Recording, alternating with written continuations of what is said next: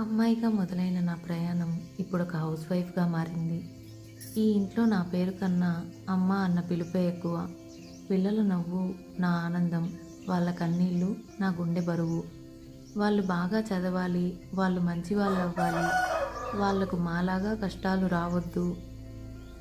ఇవన్నీ నా కలలు మాత్రమే కాదు, ఇవి నా ప్రాణాల ఆశలు. నా కలలు చిన్నవైనా అవి నా మనసుని బతికిస్తాయి. నేను నెమ్మదిగా ముందుకు వెళ్తున్నాను, ఇతరులతో పోల్చుకోకుండా. నిన్నటి నన్ను మించిపోవాలని మాత్రమే ప్రయత్నిస్తున్నాను. ఈరోజు నేను విన్న మాటలు, ఈరోజు నేను పడిన అలసట, ఈరోజు నేను దాచుకున్న కన్నీళ్ళు రేపటి నన్ను బలంగా చేస్తాయి. నా ఫ్యూచర్లో నా పిల్లలు గర్వపడే అమ్మలా ఉండాలి.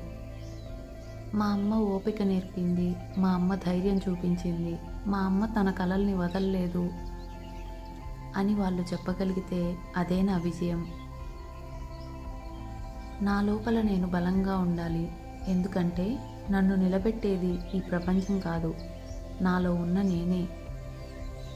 నాలో నేను, నాతో నేను ఉండగలిగితే ఒంటరితనం శక్తిగా మారుతుంది, మౌనం మాటగా మారుతుంది, సాధారణ జీవితం కూడా ఒక అద్భుతంగా మారుతుంది.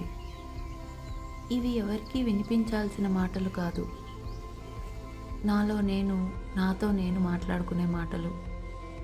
నన్ను నేనే నిలబెట్టుకోవడానికి, నన్ను నేనే ముందుకు నడిపించుకోవడానికి.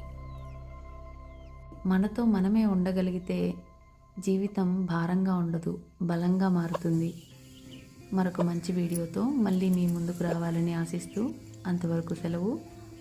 నమస్కారం. నేను మీ అశ్విని సుదర్శనం నుంచి.